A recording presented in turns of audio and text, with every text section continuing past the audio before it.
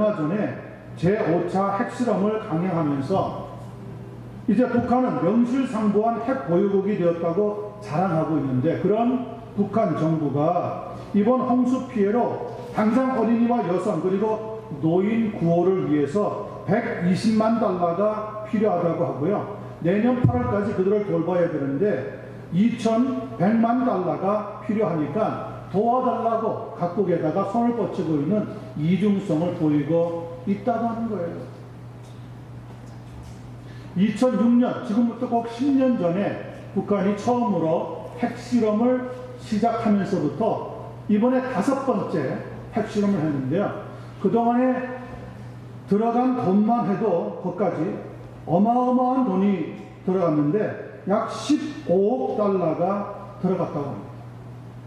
15억 달러 같으면 지금 당장 북한에 있는 모든 사람들이 약 2년 동안 배고프지 않고 넉넉하게 먹일 수 있는 금액이라고 하니까 여러분 기가 막히지 않습니까?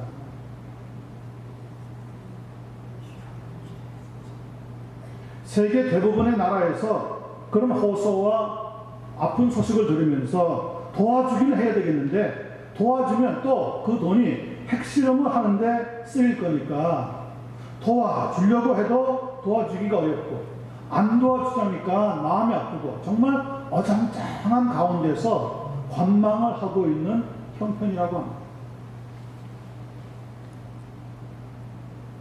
세상에 여러분, 이런 나라가 어디에 있습니까?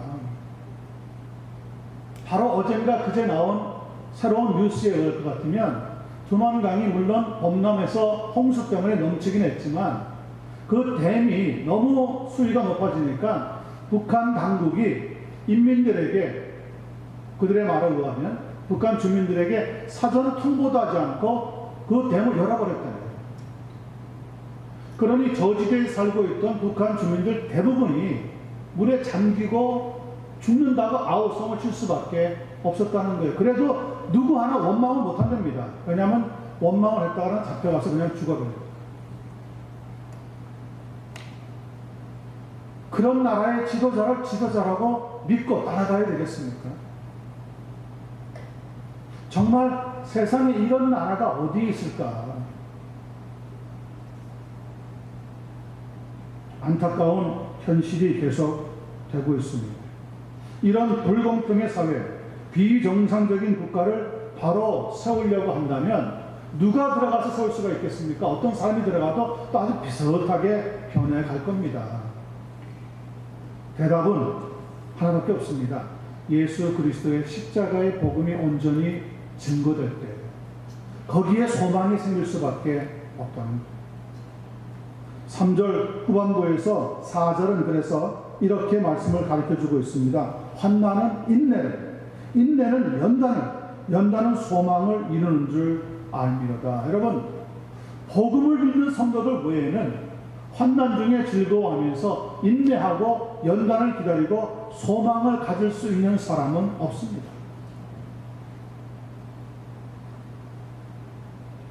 구약 성경인 욥기서 1장을 찾아보면 동방우스 땅에 욥이라고 불리우는 사람이 있었는데 이 사람은 온전하고 정직하면서 하나님을 경외하고 악에서 떠난 사람이었더라고 소개해주고 있습니다.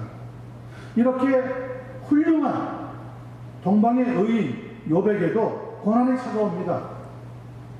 그 사람은 양 7천에 낙타가 5천, 소가 500, 암나귀가 500마리가 있을 만큼 많은 부를 가지고 있었던 넉넉한 사람이었고요. 종도 많이 있었고 또 아들 7의 딸 셋 모두 10명의 자녀를 스라에 거느리고 있었습니다. 그런데 어느 날 비극이 시작이 되는데 말이죠. 하늘에서 불이 떨어져서 축사와 곡간을 다 살아버렸고요. 스바 사람과 갈대아 사람들이 침략을 해서 종들을 죽이고는 가축을 다 빼앗아가 버렸습니다. 엎친 데 덮친 격으로 자녀들이 모여서 식사하고 있는데 태풍이 불어와가지고 집이 무너지면서 그 안에 식사하고 있던 욥의 10명의 자녀들이 다 압사당해서 죽고 말았습니다. 너무나 갑자기 한순간에 일어난 사건이었습니다. 이건 통곡하고 울고 따지고 할 그런 시간이 없었습니다. 그런데 너무 기가 막힌 그 상황 앞에서 북한의 주민들처럼 울고만 있었던 게 아닙니다. 넋놓고 있었던 게 아닙니다. 원망하고 싶은데 혹시 끌려가서 총살당할까봐 두려워하고 있었던 것이 아닙니다. 성경에 보니까 욥기서 1장 20절과 22절에 이렇게 기록해 놓고 있습니다. 욥이 일어나 겉옷을 찢고 힘드니까 아픈 역사였으니까 머리털을 밀고 땅에 엎드려 예배하며 이르되 그 순간에도 예배를 했습니다. 주변에 있는 사람들은 아마 저 실성한 사람 아마 이렇게 손가락질 했을지도 모릅니다. 그런데 성경은 욥은 하나님 앞에 예배를 드렸다. 그리고 하는 말이 내가 모태에서 알몸으로 나와 싸운즉 또한 알몸이 그리로 돌아갈지어라. 주신 이도 여호와시요 거두신 이도 여호와시니 여호와의 이름이 찬송을 받으실지어다 하고 이 모든 일에 욥이 범죄하지 아니하고 하나님을 향하여 원망하지 아니하더라 기록해 놓고 있습니다. 성도 여러분, 바로 그것이 믿음입니다. 환난을 당하고 고난을 만났을 때 원망한다고 해서 그 상태가 이전으로 돌아가는 거 아니란 말이에요.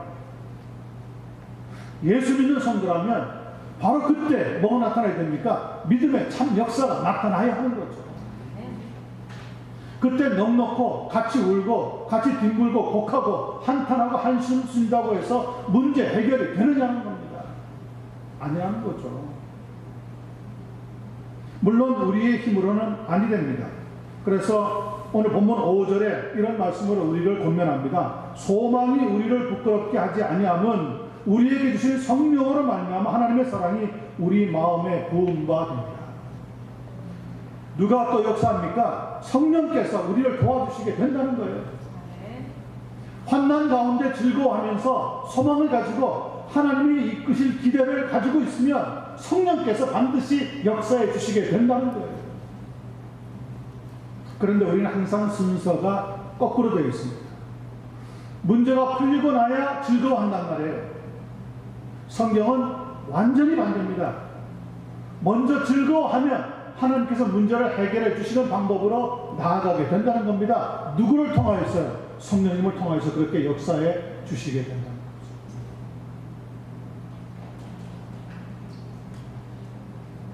하나님께서도 독생자 예수 그리스도를 보내셔서 먼저 우리 대신에 화목제물로 죽게 하시고 나서 뭐라고 얘기합니까? 이제 믿어라. 이제 나를 사랑하라. 이제 나를 의지하라고 말씀하셨습니다. 먼저 화목제물로 예수님이 돌아가시기 전에 믿으라고 하는 것이 아니라 그 아들 예수 그리스도가 죽음을 통하여서 구원을 이루고 나서 우리에게 믿으라는 겁니다. 하나님을 사랑하라는 겁니다. 하나님을 쫓아오라는 겁니다. 세상의 법칙과는 완전히 다르죠. 세상에서는 뭐라고 다들 얘기합니까? 나 못 믿어? 예? 아니 오빠를 못 믿어? 오빠를? 아니 남편을 못 믿어? 남편을? 거기에 넘어갔다가 큰일 나는 거지. 거기에 못 믿죠? 못 믿어. 믿을 수가 있나요? 세상에 믿을 사람이 하나도 없단 말이에요. 사람은 사랑과 구제의 대상이지 믿음의 대상이 아니에요. 믿음의 대상은 오직 한 분밖에 없어요. 누구십니까? 독생자 예수 그리스도를 아낌없이 우리에게 보내주신 하나님밖에 믿을 만한 분이 없는 거예요. 여러분이 하나님을 더욱 든든히 붙잡고 성령님의 도움을 간구하면서 나아갈 수 있는 한 분 한 분이 되기를 간절히 소원합니다. 고린도전서 1장 18절에 보니까 십자가의 도가 멸망하는 자들에게는 미련한 것이요 그러나 구원을 받은 우리에게는 하나님의 능력임이라 말씀하고 있습니다. 십자가가 유일한 방법입니다. 오늘 본문 6절에 그래서 이렇게 결론을 내려주고 있습니다. 우리가 아직 연약할 때의 기약대로 그리스도께서 경건하지 않는 자를 위하여 죽으셨도다. 현대에는 지성과 기술과 과학으로 모든 것을 설명하고 이해하려고 합니다. 거기에는 십자가가 들어갈 만한 자리는 하나도 없습니다. 그런데 성경은 이야기합니다. 십자가가 들어가지 않고는 하나님이 주시는 평강도 화목도 축복도 이루어질 수가 없다는 거예요. 여러분과 저는 그런 의미에서 예수 그리스도의 십자가를 붙잡고 믿음 생활할 수 있게 된 것이 가장 큰 복을 얻은 귀한 일이라고 분명히 믿게 되기를 바랍니다. 아멘.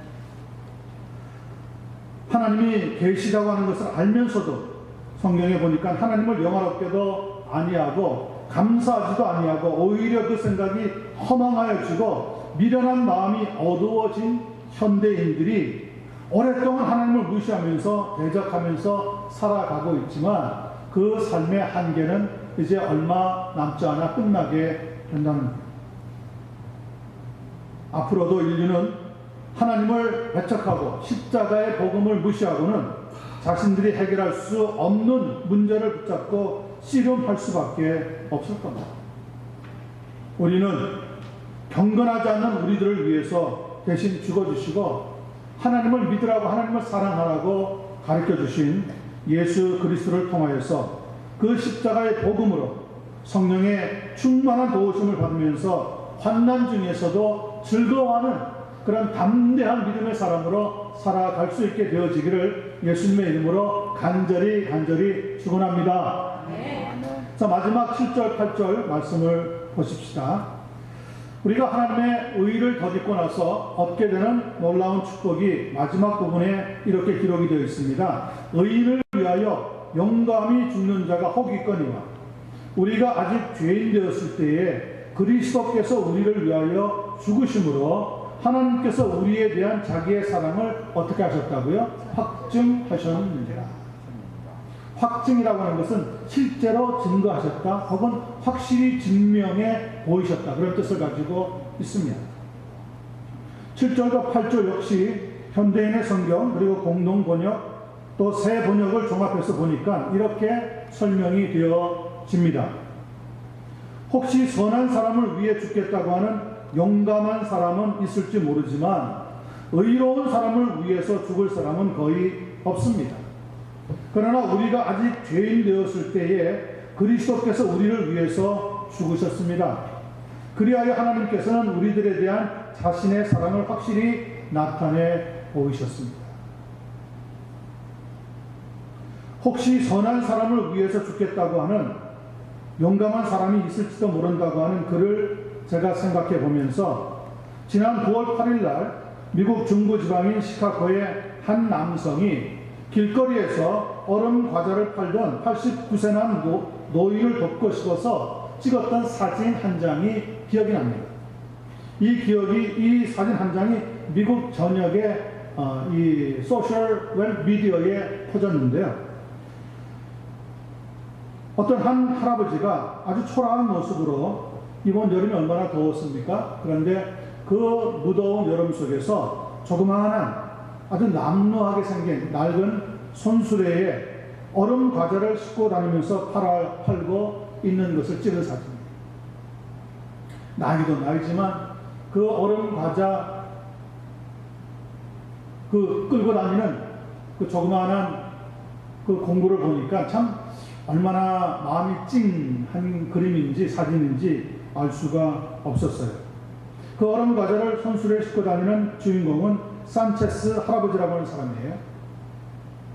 지금은 편히 쉬어야 하는 나이인데도 불구하고 지난 7월 달에 하나밖에 없는 외동딸을 잃어버렸다고 합니다. 그리고 손주를 돌보면서 지냈는데 자기 아내까지 몸이 아파가지고 더 이상 일을 할 수 없게 되므로 자기가 병든 아내와 아직 나이가 어린 손자를 돌보기 위해서 돈을 얻기 위해 이 조그마한 얼음 과자 손수레를 끌고 다니고 있는 거예요. 그런데 워낙 그 손수레가 낡아 보이고 할아버지 행색도 초라해 보니까 누가 가서 얼음 과자를 사는 사람이 없는 거죠. 그러니 하루 종일 걸어 다니면서 고생은 고생대로 하고 수입은 없는 어려운 형편의 삶을 살아가는 거예요. 집에 가보면 어린 손자가 기다리고 있고 자기 아내는 아파서 병원에 침대에 누워있고 그런 집안 형편이에요.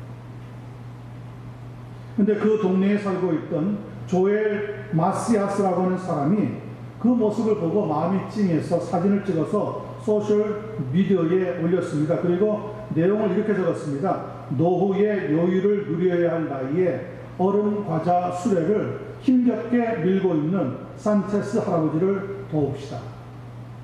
그리고 그 밑에다가 모금 금액은 3,000불. 3,000불만 모아서 저 산체스 할아버지에게 주어도 저 세 사람이 몇 달 동안 살 수 있을 겁니다. 그래서 3,000불을 모금액으로 잡고 소셜미디어에 사진을 올렸는데 놀라운 사실은 그 소식이 나가자마자 54분 만에 모금액이 달성이 됐다고 합니다. 그리고 3, 4일 만에 30만 2천 불을 넘게 되었다고 합니다. 그래서 이 다 모은 돈 30만 불을 가지고 가서 이 산체스 할아버지에게 드렸더니 그분이 눈물이 글썽하면서 그저 놀랍고 이제는 더 이상 일을 나가지 않아도 저는 엄청난 일이 내게 이렇게 일어났습니다 하면서 기부자들에게 기쁜 감사를 표시를 했다고 합니다. 이런 소식을 들으면서 마음 한켠이 좀 찡합니다. 찡해. 마음이 참 찡해요. 훈훈한 소식이 아직도 있구나. 그러나 저는 이러한 말씀도 중요하지만 진짜 중요한 말씀은 8절에 있다고 생각이 됩니다. 8절 다시 한번 보시기 바랍니다. 우리가 아직 죄인 되었을 때에 그리스도께서 우리를 위하여 죽으심으로 하나님께서 우리에 대한 자기의 사랑을 뭐 하셨다고요? 확증하셨느니라. 영어 성경에는 But God demonstrated His own love for us in this, while we are still sinners, Christ died for us. 이 말씀이 얼마나 참 아름다운 말씀인지 알 수가 없어요.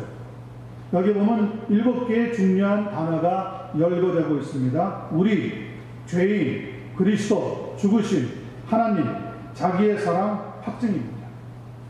그러니까 이 8절을 간단히 말씀을 드리자면 죄인인 우리를 위해서 하나님의 아들이신 그리스도께서 죽으신 그 사건은 하나님께서 우리를 얼마나 사랑하시는지를 실제로 증명하신 일이라는 것을 우리에게 가르쳐주고 있습니다.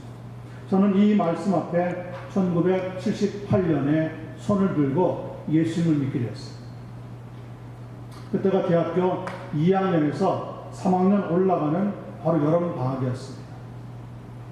별 말씀이 아니에요. 이 로마서 5장까지 쭉 성경 공부를 하는데 8절 말씀을 딱 듣는데 가슴에 왈칵 하고 하나님의 충격이 찾아옵니다.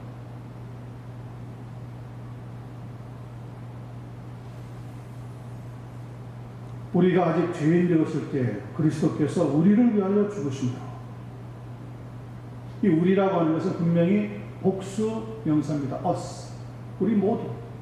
그런데 나는 그 우리 모두라고 하는 단어가 우리로 들리지 않고 나라고 들리는 거예요. 나. 예수 그리스도께서 나를 위해서 대신 죽어주셨다 하는 말씀이 막 마음속에 파도처럼 일어나는데 얼마나 흥분이 되고요. 이 말씀 때문에 하여튼 펑펑 울었습니다. 펑펑 울었어요. 그 당시 대학교 때니까 얼마나 할 일이 많았겠어요. 얼마나 해보고 싶은 일이 많았겠어요.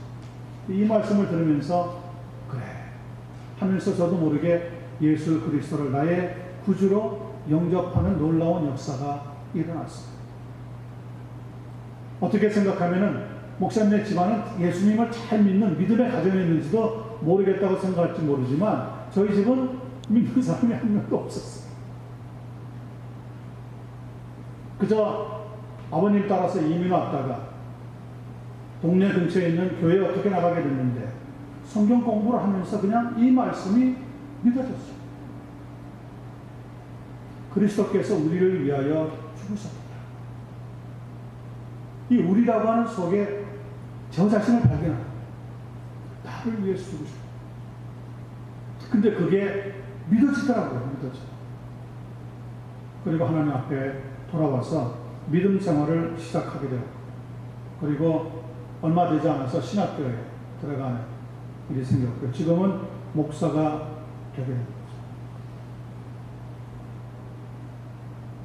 예수 그리스도께서 우리를 위해서 죽으셨도다. 경건하지 않는 자를 위해서 죽으셨도다. 우리가 아직 연약할 때 영적으로 무력해서 무엇이 선인지 무엇이 악인지 모르고 내 마음에 따라 내 지혜에 따라 내 경험에 따라서 살던 삶이 포기되어지고 이제는 하나님의 말씀대로 살아야 되겠다 하는 그러한 놀라운 사건이 저에게도 일어나게 됩니다.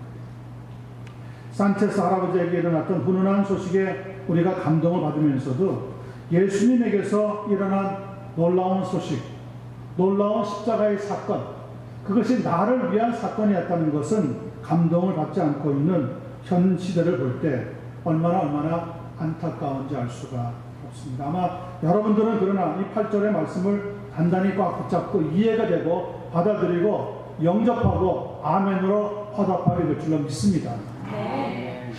요한복음 5장 24절입니다. 내가 진실로 너희에게 이르노니 내 말을 듣고 또 나 보내신 이를 믿는 자는 뭘 얻었고요? 영생을 얻었고 심판에 이르지 아니하나니 사망에서 생명으로 옮겼느니라. 여러분, 사망에서 생명으로 옮겨질 수 있는 역사가 예수 그리스도께서 죄인을 위하여, 연약한 자를 위하여, 경건치 않는 자를 위하여 죽어주실 때 일어난 하나님의 최대의 기적의 사건이라는 거예요. 저는 분명히 그래서 생명을 얻은 것을 확신합니다. 사망을 맛보지 아니하고 영원한 생명의 세계에 들어갈 것을 확신합니다. 그리고 예수 그리스도의 교회를 통하여서 이 영생의 복음이 주님이 다시 오시는 그날까지 끝까지 전파되게 될 것을 확신합니다. 우리가 가끔씩 말씀하고 있는 이 미전도 종족에게도 그들을 위해서도 죽어주신 그 예수 그리스도의 복음의 소식이 들어가는 날, 우리는 그제야 끝이 오리라고 하는 주님의 놀라운 말씀이 이루어지는 것을 감당할 수 있게 될 것입니다. 여러분과 제가 오늘부터 이 로마서 5장의 말씀을 확 붙잡고 하나님이 주시는 영생의 그 복음, 내게 주신 이 구원의 사건 결코 잃어버리지 아니하고 의롭게 된 하나님의 종들이 하나님과 평화를 누리고 하나님의 영광에 들어가는 그 축복이 있다는 것을 믿고 또 믿으면서 믿음 생활에 꼭 승리할 수 있게 되는 한 분 한 분 되시기를 예수님의 이름으로 간절히 축원합니다. 우리 하나님